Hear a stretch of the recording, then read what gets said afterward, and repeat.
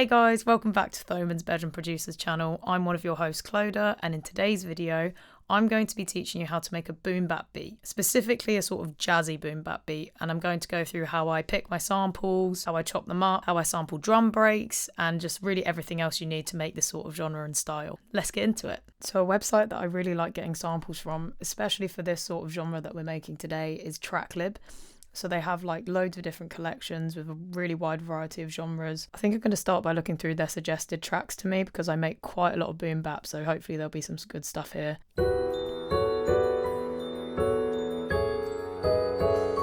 Ooh, that's nice.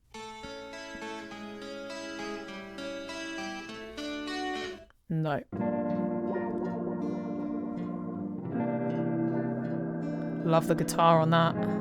I might go on this guy's profile because it seems to be suggesting him quite a lot. So one thing I like to do as well that you can do on Tracklib is if you select the loop bit here at the bottom, it basically loops the track for you, so you can almost see what it's like to chop them up before you even put it into your DAW or download it. So it's quite cool to see, what chops you can make with it.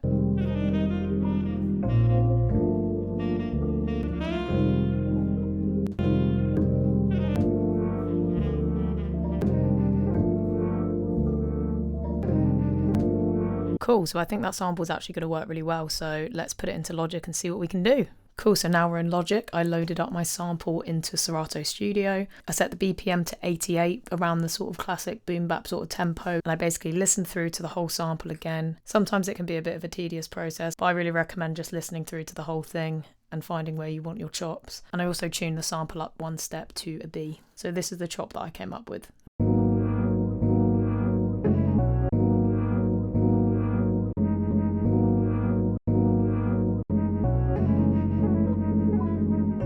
So yeah, I like that as a first chop, I think it sounds good. With processing that sample, I'm going to put on some RC20, which is really good for sort of old sounding vinyl samples. Makes it sound a bit more vintage. So yeah, I'm just gonna mess around with the settings and then see which ones sound good. I think it's a little bit too much distortion. And yeah, turn up the space. I'm also going to add a little bit of an EQ as well, taking out the highs a bit. And a little bit of the lows as well. I'm also going to do a second sample chop just for the other section because you don't want it to be the same sample chop throughout the whole thing, so it might get a bit boring. And what I've got sounds like this.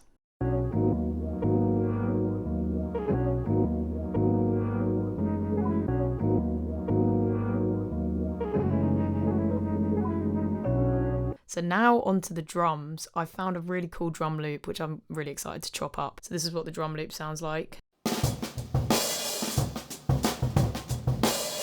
What I'm going to do is drag that into Logic, change the tempo to match the tempo of the project, drag it into Quick Sampler. What I like to do is basically zoom in so you can see the chops a bit better, turn the sensitivity down just so you can sort of isolate the different sounds even more. So yeah, I'm just going to play through the chops and try and find a new pattern and see what it sounds like.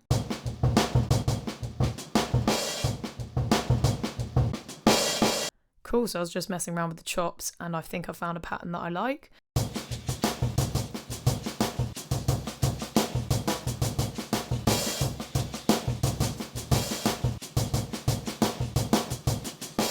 Changing the velocities of the chops and also moving stuff off the grid like the hi-hats in this will really give it that boom bap swing, which is what you want. You don't want everything to be hitting exactly the same. I'm not going to mess around with the processing too much, but there are a couple of things that I like to do. The first thing I'm going to add is actually within the Quick Sampler.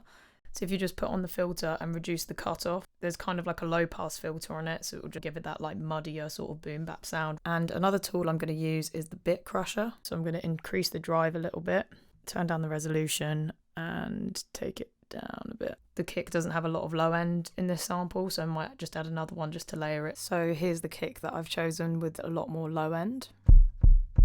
And I'm also adding an EQ.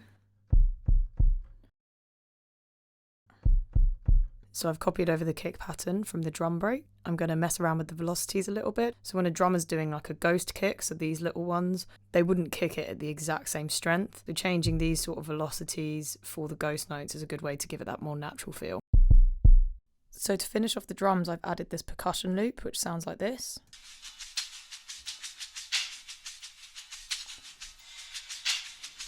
And I've sidechained it to that lower kick, so when it's sidechained it sounds like this.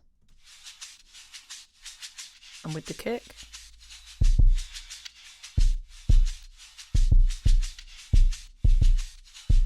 So this is what the beat has sounded like so far.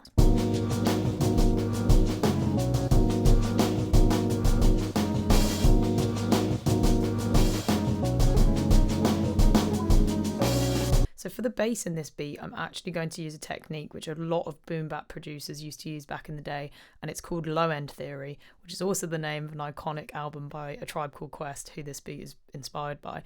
It's basically where you either use a filter or an EQ to take out the high end of the sample and just isolate the low end, so you can boost those frequencies and give it more of a push so you can hear it more in the overall mix. It's quite a simple technique, but it can be really effective. So firstly, you want to duplicate your track and copy over the sample chops, and then you want to get rid of the processing that was on the original sample. And in auto filter, you can mess around with the cutoff until you hear the frequencies you want. How much you cut off really depends on the sample that you're using. I also like to add a bit of distortion to beef it up a little bit, and also a compressor as well. And you also want to make sure that you're taking out the low end from your original sample so that it doesn't clash too much. And this is what it sounds like with the sample.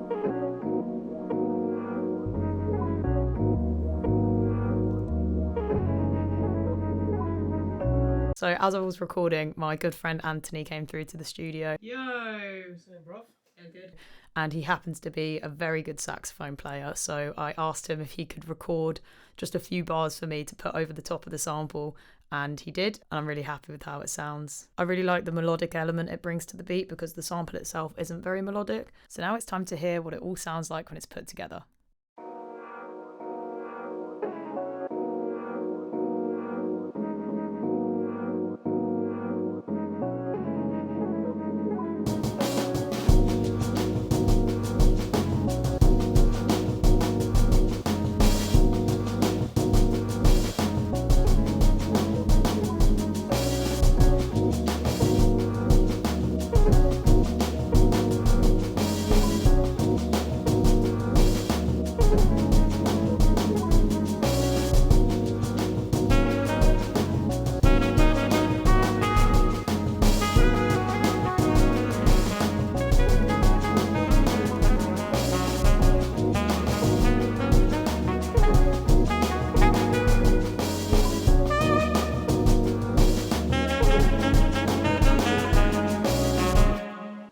I really hope you enjoyed this video. I had a lot of fun making this beat.